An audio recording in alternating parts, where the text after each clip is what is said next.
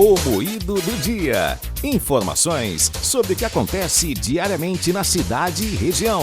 O fim da escravidão indígena ocorreu em dois momentos. Em 1755, com uma lei válida apenas para o estado Grão-Pará e Maranhão, e em 1758, quando a lei foi estendida para todo o país. Quem traz as informações é o professor do curso de Direito da Uninasal Caruaru e mestre em Direitos Humanos, André Martins. Bom dia, André, seja bem-vindo ao Jornal da Cidade. Bom dia, minha querida, bom dia aos ouvintes, da Rádio Cidade. Falar dos povos indígenas, acima de tudo, é entender um pouco da história do Brasil. É entender que essa questão de abolição da escravatura, por mais que a gente sempre tenha estudado, desde o ensino fundamental, há muitos anos, sempre focando muito nos povos negros vindo da África, na realidade é preciso levar em consideração que antes disso houve uma exploração pesada dos povos indígenas, que no começo havia aquela espécie de escambo onde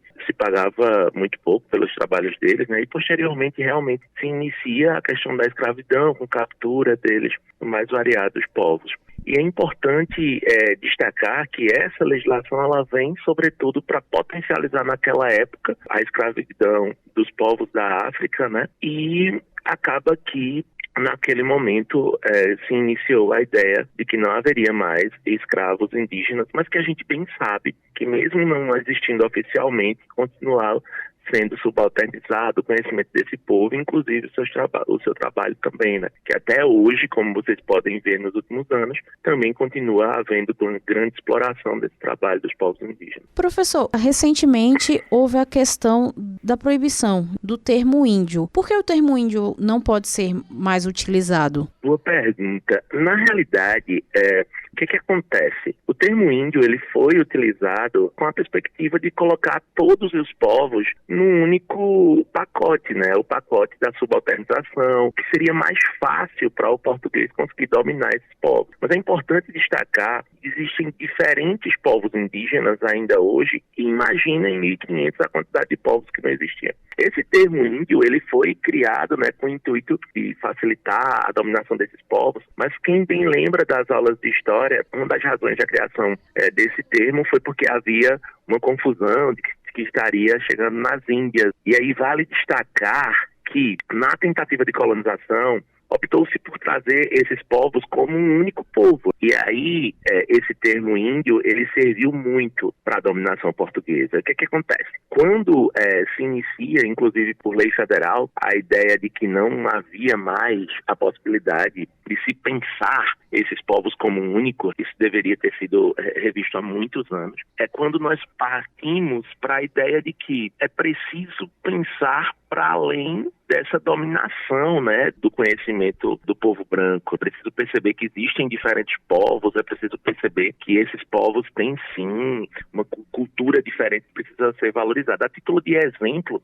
só em Pernambuco nós temos 12 povos indígenas, com culturas diferentes, com características muito específicas desses povos. Eu garanto que a maior parte dos nossos ouvintes talvez não soubessem que nós tínhamos tantos povos indígenas em Pernambuco, imagine no Brasil inteiro. Então, pontuar como povo indígena é trazer a ideia de que esses povos, como o próprio termo indígena apresenta, a ideia de que esses povos eles são originários, que eles estão aqui antes da chegada desses portugueses, e não mais esse termo índio que serviu para a exploração, para colocá-los todos num único pacote. O importante é lembrar a importância do povo indígena para a cultura brasileira e o respeito a essas pessoas. Eu faço desse espaço hoje um espaço para pedir para que mais pessoas entendam que é incrível compreender a questão intercultural. É incrível compreender que por meio do diálogo entre as culturas, e sobretudo uma cultura que respeita tanto o meio ambiente, nós podemos solucionar muitos dos nossos problemas de poluição e muitos problemas das gerações futuras.